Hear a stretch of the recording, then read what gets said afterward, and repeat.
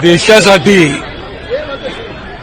महाराष्ट्रासाठी आणि मुंबईसाठी आणि खास करून मराठी माणसासाठी मुंबई खूप महत्वाची आहे.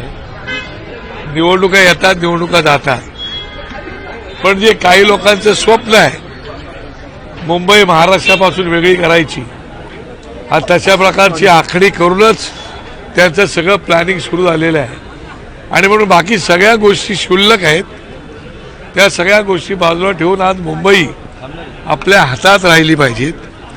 मुंबई आपल्यापासून वेगळी करण्याचे त्यांचे स्वप्न आहेत, ते स्वप्न उद्ध्वस्त करायचं आहे. आणि मुंबई मराठी माणसाची आहे, महाराष्ट्राची आहे, ती आपली राहिली पाहिजेत. आणि म्हणून साहेब नेहमी बोलतात की भांडणापेक्षा आणि वादापेक्षा आपल्यासाठी आज ही निवडणूक फार महत्त्वाची आहे. आणि म्हणून आपण ही निवडणूक अत्यंत जोमात जोशात आपल्याला लढवायची आहे आणि कुठल्याही परिस्थितीमध्ये मुंबई आपल्या हातात राखायची आहे. तेव्हा सीट इकडच्या तिकडे झाले असतील, काही सीट येतात, काही सीट जातात, काही लोकांना वाईट वाटतं, ही गोष्ट जरी असली तरी गेल्या 20 वर्षांमध्ये पहिल्यांदाच आपण निवडणूक लढतो युतीमध्ये. आणि म्हणून युतीचा धर्मही पाळायचा आहे आपल्याला. आणि त्या ठिकाणी असणारी प्रत्येक जागा ही मुंबईसाठी अत्यंत महत्त्वाची आहे, महाराष्ट्रासाठी महत्त्वाची आहे आणि मराठी माणसांसाठी महत्त्वाची आहे. आणि म्हणून ही निवडणूक आपल्या अस्तित्वाची आहे, रात्र वैऱ्याची आहे. मुंबई मराठी माणसांसाठी या निवडणुकीमध्ये सगळं बाजूला ठेवून झोकून जाऊन काम करून मुंबई आपल्याला वाचवायची आहे. अशा प्रकारचा संदेश सन्माननीय राज ठाकरे साहेबांनी आमच्या सगळ्या कार्यकर्त्यांना दिलेला आहे. आणि मला वाटतं कार्यकर्ते पूर्णपणे चार्ज होऊन आता आपल्या मतदारसंघात ज्या ज्या ठिकाणी शिवसेनेच्या सीट्स आहेत त्या ठिकाणी आपल्या लोकांनी जाऊन त्यांच्यात फॉर्म भरताना सहभागी व्हायचे आहेत. ज्या ज्या ठिकाणी आपल्याला उमेदवारी मिळणार आहेत त्या ठिकाणी ते सहभागी होतील. सोबत आपल्या NCP सुद्धा आहे, त्या NCPच्या ठिकाणी सुद्धा काही सीट त्यांच्या आपल्यासोबत आहेत, त्यांच्यासोबत सुद्धा आपल्याला जाऊन उमेदवारीचा अर्ज भरताना सहभागी व्हायचे आहेत. आणि प्रचारामध्ये सुद्धा आपल्याला पूर्णपणे सहभागी होऊन आपापल्या वॉर्डमध्ये काम करायचं आहे. तर एका वॉर्डमध्ये आपली उमेदवारी नाही म्हणून दुसऱ्या वॉर्डात जायचं असं करायचं नाही. जिथं ज्याची उमेदवारी असेल त्या ठिकाणी असणाऱ्या उमेदवाराला पूर्णपणे, मग ती शिवसेनेची असेल, मनसेची असेल किंवा NCPची असेल, त्या ठिकाणी त्यांना मदत करायची आहे. अशा प्रकारचा संदेश राजसाहेबांनी आपल्या सगळ्या कोर टीमला दिलेला आहे. एबी फॉर्म अजून वाटण्यात नाही आले आहे. काल ठाकरेंकडून देखील एबी फॉर्म वाटण्यात आले, इतर पक्षांनी देखील एबी फॉर्म वाटण्यात आले, मात्र अद्याप मनसेकडून एकही उमेदवाराला एबी फॉर्म वाटण्यात नाही. आज एबी फॉर्म दिले जातील. आता साहेबांपुढे यादी जाईल पूर्ण आणि त्याच्यानंतर एबी फॉर्म हे राजगड कार्यालयातून सन्मान्य नितीश सरदेसाई आणि शिरीष सावंत हे त्या ठिकाणी असतील, ते त्याप्रमाणे माहिती देतील. जागा एबी फॉर्म आल्यानंतर तुम्हाला कळतील किती जागा आम्ही लढवतो आहोत. ते काय अजूनही जागा इकडे तिकडे शेवटच्या क्षणापर्यंत काही गोष्टी होत असतात, ते तुम्हाला कल्पना आहे. तुम्ही पहिली गोष्ट एक लक्षात ठेवा, आतापर्यंत आमच्या पक्षाने 20 वर्षात स्वतंत्र निवडणुका लढवल्या आहेत, स्वबळावरती निवडणुका लढवलेल्या आहेत. कधीही आम्ही युती आघाडीमध्ये गेलो नाही.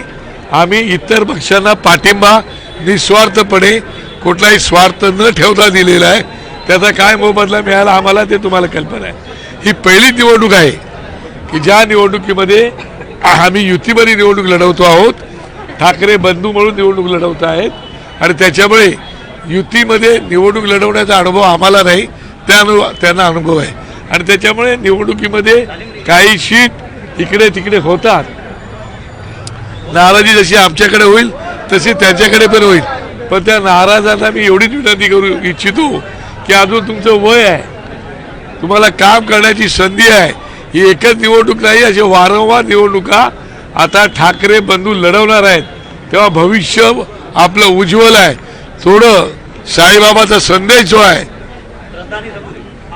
तुम्ही सांगितलं श्रद्धा आणि सबुरी ही थोडी थांबायला हिंदी में जानना चाहेंगे मराठी सबुरी ईव्हीएम वरती आणि नरेंद्र मोदींवरती देखील टीका केली त्यामुळे ईव्हीएम आणि नरेंद्र मोदी असल्यामुळे कुठेतरी अजूनही लोकांच्या मनामध्ये संशय आहे की ईव्हीएम इथे गोंधळ आहे, घोटाळा होतोय आणि म्हणून साहेबांनी ते भाष्य केलेलं आहे. आणि साहेबांनी हे पण सांगितलं की एक महानगरपालिकेच्या निवडणुकीला देशाचा पंतप्रधान जर प्रचाराला येणार असेल तर मला कळतच नाही. आणि पक्षाच्या ते देशाचे पंतप्रधान आहेत आणि महानगरपालिकेच्या निवडणुका आहेत आणि म्हणून जोपर्यंत हे असं होणार आहे तोपर्यंत आपल्याला सावध राहायला पाहिजेत. आणि जे मुंबईचा लचका तोडायचा प्रयत्न करतायत ते त्यांचं स्वप्न उद्ध्वस्त करून टाकायचंय आणि ते काम आता मुंबईकर जनतेचं आहे, मुंबईत राहणाऱ्या प्रत्येक नागरिकाचं आहे. प्रत्येक मराठी माणसासहित मुंबईवरती प्रेम करणारा जो कोण भाषिक असेल, ज्या मुंबईने तुम्हाला भर भरून दिले ती मुंबई वाचवण्यासाठी आपल्याला प्रयत्न करायचे आहे.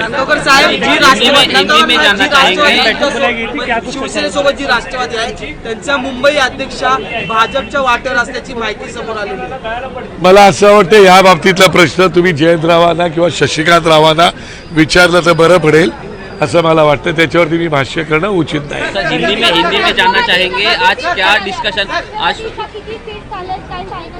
ते शिवसेनेला माहीत असेल. माझ्याकडे काही सीट्स होत्या, त्यातल्या सीट मी पक्षप्रमुखाच्या आदेशाप्रमाणे काही हिंदी में जानना चाहेंगे आज क्या राज ठाकरे जी ने आप राज साहब ने कहा मराठी के सब साथ में, लेकिन सत्ताधारी पार्टी की तरफ से लगातार हिंदू मुस्लिम की बात की जा रही है. उस पर राज साहब ने कुछ कहा क्या? कुछ बात की? वर्षानुवर्ष पिढ्यानपिढ्या राहणारी लोक या महाराष्ट्रामध्ये ती आमची आहेत हे साहेबांनी केव्हाच सांगितलेलं आहे. काही ठिकाणी हिंदू आणि मुस्लिम हे केलं जातं, जाती जातीमध्ये भेदभाव केला जातो, जाती जातीत भांडणं लावली जातात. म्हणजे धर्मामध्ये भांडणं लावायची, जातीमध्ये भांडणं लावायची, घराघरात भांडणं लावायची, हे काम इतर लोक करतायत. आम्ही जोडण्याचं काम करतोय, सगळ्यांना सोबत घेऊन जाण्याचं काम करतोय. मुंबईला आपण एकत्रितपणे राहून पुढे घेऊन जायचं आहे आणि विकास करायचा आहे, अशा प्रकारची भूमिका आमची आहे. हिंदी में जानना चाहेंगे आज क्या बुनियादी मुद्दे जो सड़क पानी बिजली इस पर होता था, लेकिन इस बार ऐसा हो रहा है धार्मिक सृष्टिकरण के आधार पर नैरेटिव पूरा. मुझे लगता है मेरी पार्टी जो है वो पार्टी का मूल ये विकास में ही है. हमने जो पार्टी बनाई तभी विकास के ऊपर ही हमने पार्टी के बारे में हमारा ब्लूप्रिंट भी हमने बनाई थी और उसके लिए विकास बिना छोड़े हम बात नहीं करेंगे. बाकी तो राजनीति है, राजनीति में सब बातें आने वाली है. नहीं, मुंबई देखो बहुत सालों का सपना है, जो गुजरात का सपना है, जो मुंबई उनको चाहिए. मुझे लगता है कि बड़े संघर्ष से 107 हुतात्मा देके मुंबई महाराष्ट्र के लोगों ने अपने पास रखी है. जो मुंबई आज भी देश को सबसे ज्यादा कर देती है. मुंबई को क्या मिलता है? वो मुंबई बचाना हमारा धर्म है और वो मुंबई बचनी चाहिए. उसके लिए मराठी से लेके मुंबई पे प्यार करने वाले हर भाषिक को, जिन्होंने आपको सब कुछ दिया है, रोजी रोटी सब, वो मुंबई को बचाने का काम हमारा आपका सबका है.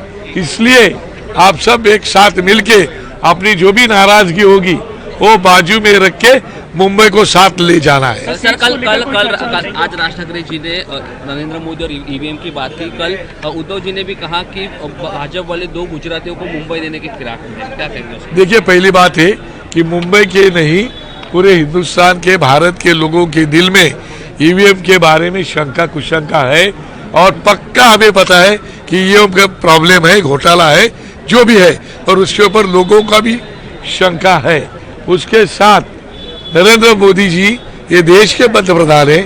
हम विधानसभा लोकसभा का चुनाव तो समझ सकते हैं, मगर मुंबई महानगर पालिका के चुनाव में या महानगर पालिका के चुनाव में भी अगर पंतप्रधान, देश का पंतप्रधान जो देश के लोगों ने उनको चुन के लाया है, वो मुंबई महानगर पालिका और महानगर पालिका के प्रचार में जाते हैं, वो हमें कोई उचित बात नहीं लग रही. क्योंकि वो सभी देश के पंतप्रधान हैं। आता नसली तरी मनसेचा दबदबा कायम अशा प्रकारचं देखील वक्तव्य आजच्या मेळाव्यामध्ये केले. काल पण होता, आज पण आहे, उद्या पण राहील. सत्ता काली नव्हती, आज येणार आहे आणि उद्या सत्तेत आम्ही बसणार. सर एबी फॉर्म कब तक बांटने वाले हैं, उसके बारे में थोड़ा कुछ बताइए सर. एबी फॉर्म के बारे में फाइनल बताइए. एबी फॉर्म कब तक देने वाले अभी हैं? साहब के पास हम लोग जा रहे हैं और उम्मीदवारों की यादी दी जाएगी. बाद में साहब उम्मीदवार तय करेंगे और ये भी फॉर्म दिया तर संतोष झुरी आज मेळाव्यात पाहायला मिळाले. 194चा तिढा सुटला गेलाय का मागच्या अनेक दिवसांपासून? अहो, संतोष झुरी माझा कडवट कार्यकर्ता आहे, कडवट महाराष्ट्र सैनिक आहे. आत्तापर्यंतच्या लढाईमध्ये तो आमच्या सोबत राहिलेला आहे. वेळेप्रसंगी पोलिसांचा मार खाल्लेला आहे, वेळेप्रसंगी जेल कस्टडी भोगलेले तो आहे. असे असंख्य कार्यकर्ते आहेत. त्याच्यामुळे नाराजगीचा विषय येत नाही. निवडणुकीमध्ये सीट येतात जातात, कोणतरी मनासारखं कोणाच्या होतो, कोणाच्या मनासारखं होत नाही, पण हरकत नाही. मला असं वाटतं, तुमच्या मी शिवडीच सांगतो, शिवडीमध्ये मी 3 मतदारसंघात लीडवर होतो. एक मतदारसंघ मला फक्त दिला होता. मी उद्धव साहेबांना, राजसाहेबांना सांगितलं की ती एक पण सीट तुम्ही घेऊन टाका, मला देऊ नका, माहीमला तुम्ही फार तर वाढवून द्या. त्याच्यामुळे या सीटमध्ये असं होतं, कळलं का? त्यामुळे सीटवरती कोणी नाराज नाही. नाराजगी असेल तर ती सगळी आता दूर झालेली आहे. सर यूपी संदर्भात बोला जातात.